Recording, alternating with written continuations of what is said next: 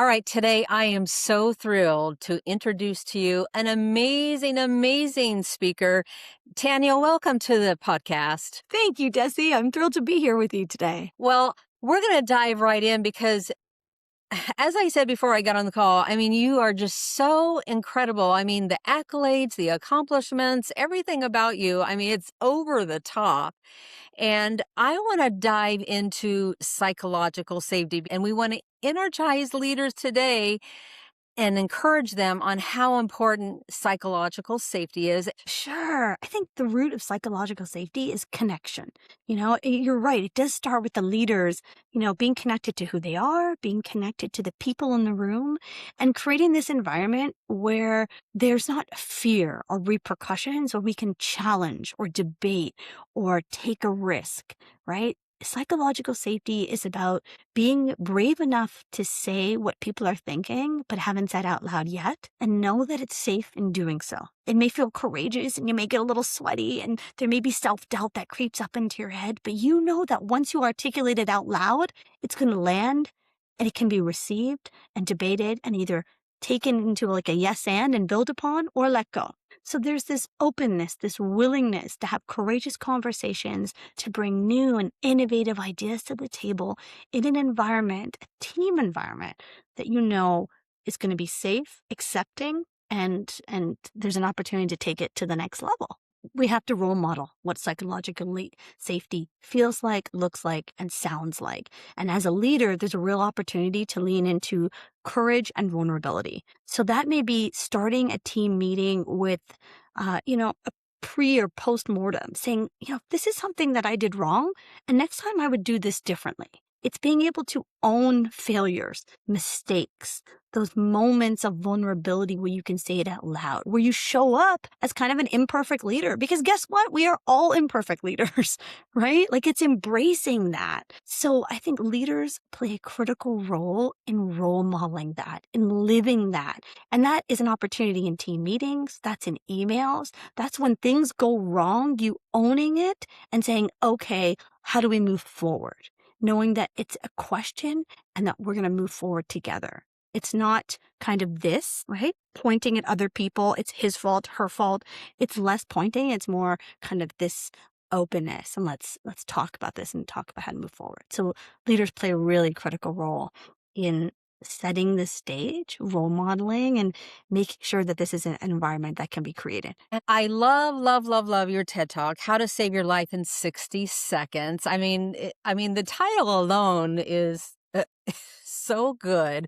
So tell us about your TED Talk and how to save your life in 60 seconds. Sure. Well, a few years ago, I was one of 3 people to make it onto a lifeboat from a sinking ship. And it wasn't that I was first in line or that I had to elbow people to get on that lifeboat. I got voted on to that lifeboat. I had 60 seconds to convince a whole boat full of strangers of why my life was worthy of that last seat.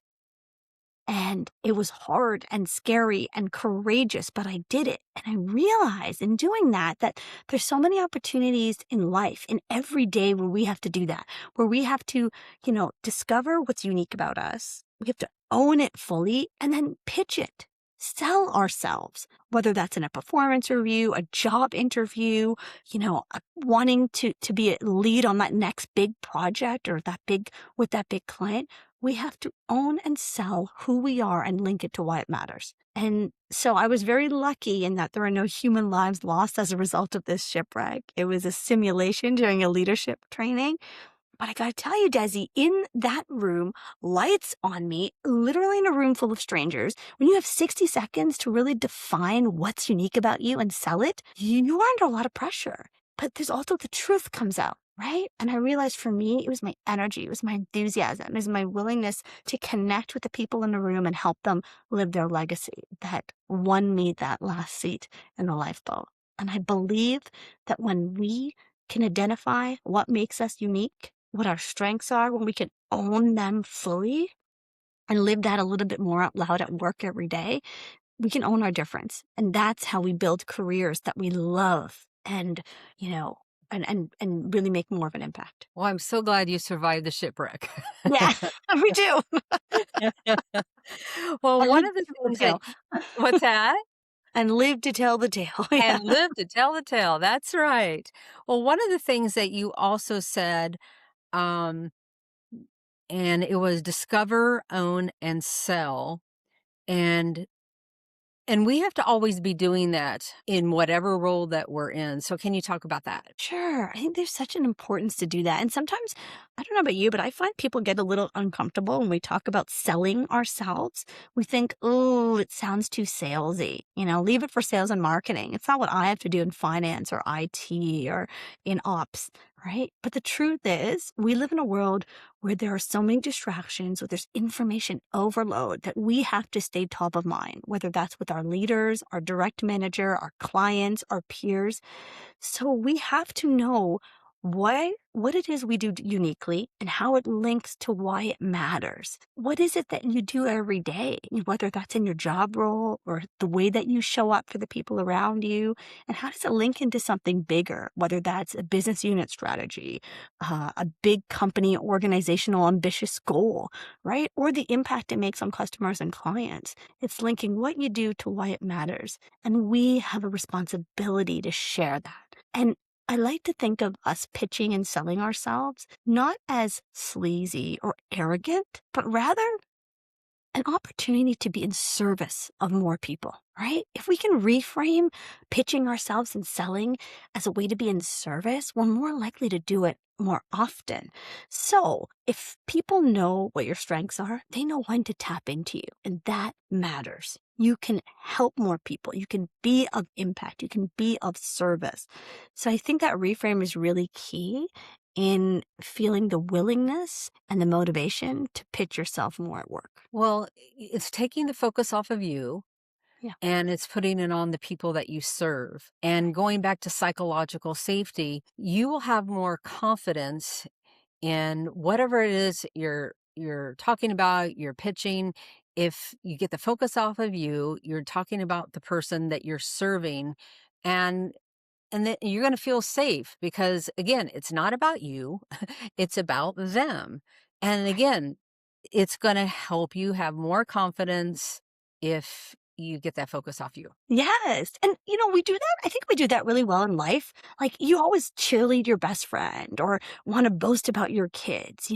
I think naturally we are cheerleaders and champions for the people that we love and respect in life. So we can remember that, we deserve that level of cheerleading and championing. And maybe we can hold the mic more often and be our own advocate. We can do it. We all have this skill. It's the willingness to use that skill on behalf of ourselves. And as a leader, I mean, just think how people will respond to you and follow you if you're always out there valuing them, making those connections with them, getting the focus off of you and just lifting your people up. I mean, you're going to get energized if you see your people feeling good about themselves. Absolutely. I love that, Desi. And it's so true. As a leader, we can be those mentors, the sponsors, the cheerleaders, the champions, because I think that people, employees especially, are starved for recognition and Yes. appreciation.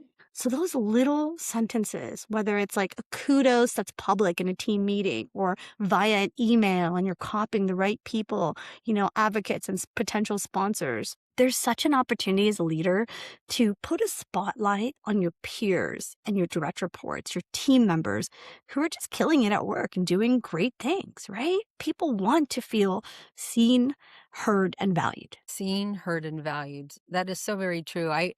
I had a boss one time who, I mean, she announced it in a meeting and said, "We don't thank you for what you're supposed to do." And you could just feel the just it's like everybody was like, "Oh, this is just really great." I mean, what a great cheerleader she is today. What a pep talk, you know? What a pep talk. But that's how she was, and you rarely felt seen, heard, and valued. So, Oh, yeah, it was a real trip. But since we're talking about the energized leader, in one word, what does it mean to be an energized leader to you? connected. a connected leader, someone who's connected to who they are. They have the confidence, the freedom to show up as who they are. They're connected to people in the room. Like they genuinely are curious and they care about the people around them, knowing what's going on in their lives, knowing the names of their partner, their kids, their best friends, what's going on, and that they're also connected to something bigger than yourself, right? Whether that's a big team goal or company goal or the impact you're making based on what you're doing, the impact in the community. It's being connected to those three elements that Connected. energizes. I love those 3 C's: connected, curious, and caring. Oh, yeah. I love W it. So going back to working at this, place where I worked, um, I always heard years and years ago, before I even got there, well, it was at a hospital, that they're the CEO there. I mean, everybody always talked about Mr. Schreiber, Mr. Schreiber, Mr. Schreiber. And so I was talking with someone one day in the hallway, and I just said, "Now, tell me a little bit about Mr. Schreiber." And she said, "Oh, we loved Mr. Schreiber. I mean, he knew the name of my goldfish." And it's like, it goes back to connection. I mean, he took the time to make connections. And I love what you said in another interview that you did. You talked about micro moments of connection Yes. and how important those are. And then you even mentioned micro gestures. It's like, oh, that is good too. Just all these small little things that you can do to make a connection. So do you want to talk about that? Yes, I would love to. And I call it's our Pebble leadership framework. I like to use the analogy of pebbles. And actually, there's a cute little story. The Pebble leadership framework, it comes from penguins. So male Gentoo penguins in the Antarctic have this very sweet and simple ritual. They go find the smallest, shiniest, smoothest rock and they give it to their future partner. Now, this is a really simple gesture, right? It's a rock, it's a pebble. But the symbolism here is that, hey, I'm collaborating with you. I want to build a future with you. I'm all in, right? I care about you. I'm curious. I'm connected. Those 3 C's. And I think that we do the same thing at work. It's not the big, grand annual gestures that really matter. It's the small micro moments, the micro moments of connection, the micro gestures. It's sending a meme to somebody when you think of them. It's saying hi by name in a virtual meeting when they come on board, right? Or showing up by being the first one to turn your video on. It is asking that new person if they need any help or support or want to take them out for lunch, making that warm intro. It's giving somebody real-time feedback that helps build that trust. So there are wonderful and easy ways that we can make connection, trust, ownership, and belonging, right? We can make those things happen. And it's these little micro moments. And I think every day there's an opportunity to give a pebble. I love the penguin story. What does an energized workplace culture look like to you? It's, an energized workplace culture is one where you have those micro moments of connection. People show up, they feel there's that psychological safety, they can take big risks, they can share who they really are, bring all of who they are into work. And there's diversity. There's this opportunity to, it's not necessarily the loudest environment or the quietest. There's this range, this freedom to play within that. And there's laughter. And connection also looks like knowing what other people are doing, that sense of collaboration, whether that's within your team or cross-functionally. It's sharing information. It's having shared ownership and accountability of what you're doing. So I'm a big believer that ownership is also a really important part of an energized workplace. You just mentioned laughter. So I'm going to ask you, what role does laughter and humor play in the workplace? I watched you. You have a pretty good sense of humor. So tell everybody how important humor and laughter plays in the workplace. It's huge. Let's face it. I got the big eyes, big teeth that come out virtually. They come out live, right? I have always had this. Sometimes it's scary, but that's who I am. I got to bring it. So I love laughing. I think, sharing a great joke, sharing something funny that happens in life is what I love to do with my own team, with clients.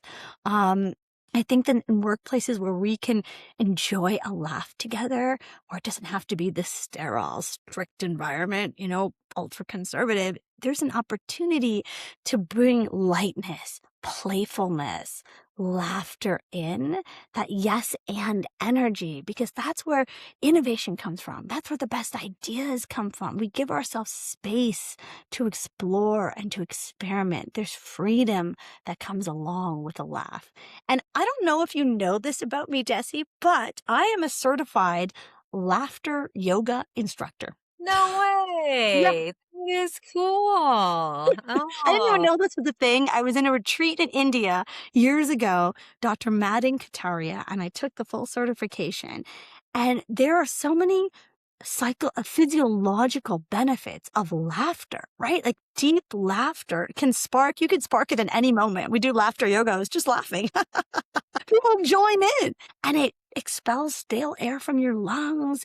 It really is, it's good for life. It's good for your vitality and it's good for your soul. So I'm a big believer in laughter. Well, funny enough, I have a keynote called The Incredible Power of Laughter. And Wow. so I've studied laughter, and this is what happens when you laugh on the job. You're more productive because when you laugh, your blood vessels open up, which means the blood's going to flow up to your brain, which is going to push oxygen up to your brain to make you think better.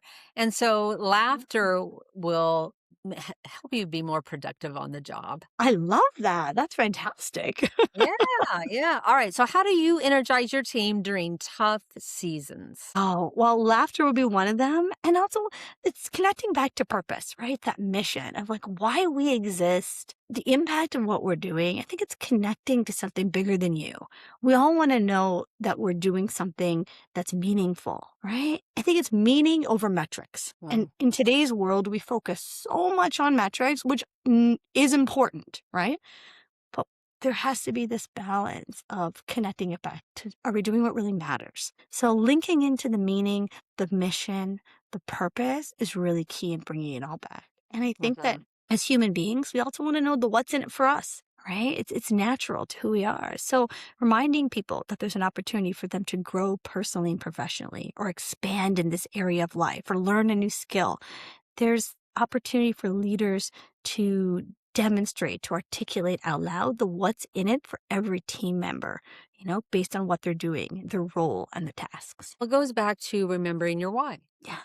Yeah, absolutely. I love that Simon Sinek book and his That's right. philosophy around it. It's awesome. All right. So here's another question. If you could give every leader in the world one piece of advice to keep their spark alive, what would that be? Focus on the micro moments. Mm. Two things. Number one is focus on the micro moments. It's not the big grand gestures. It's not how you celebrate their birthday or their 5-year anniversary, or maybe their 5-year anniversary, but it's the everyday moments, how you greet people, how you address them via email, how you give them feedback, right?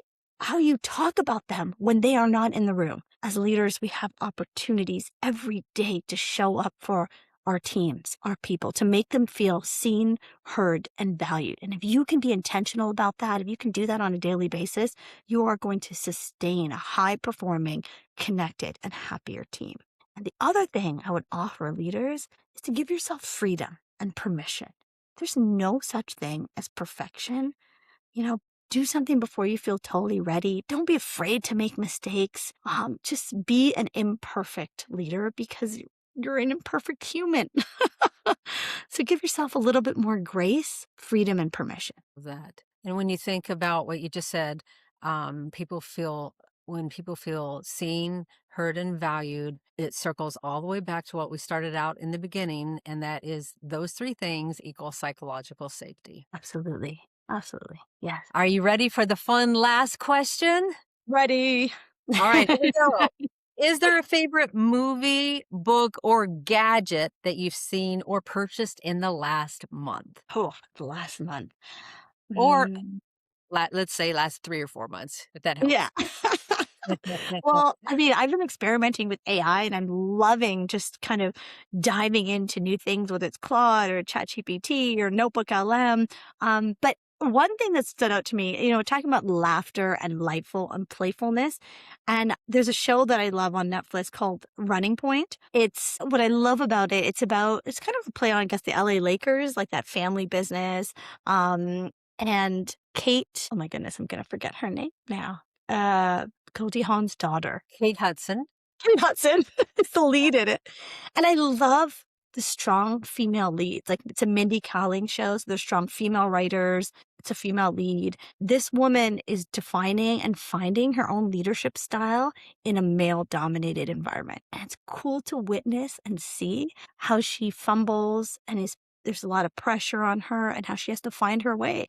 So I actually love the leadership lessons that are in this sitcom, and it's funny. It's funny. So I'm really enjoying that as kind of laughter and lightness these days. Well, I will definitely check into Running Point. Yes. All right. All right. Well, you have been an amazing, amazing guest. I know that you're going to help so many people, and tell everyone how people can get a hold of you. Okay. Well, you can connect with me on LinkedIn at Tania Desa or follow me there. You can check out our website at desagloballeadership.com, and you can follow us on socials at Lead with Tania. And we'd love to follow you on Instagram or TikTok. All right. Well, I'll make sure that all of those are in the show notes. Thank you so much for being on the show. Thank you, Desi.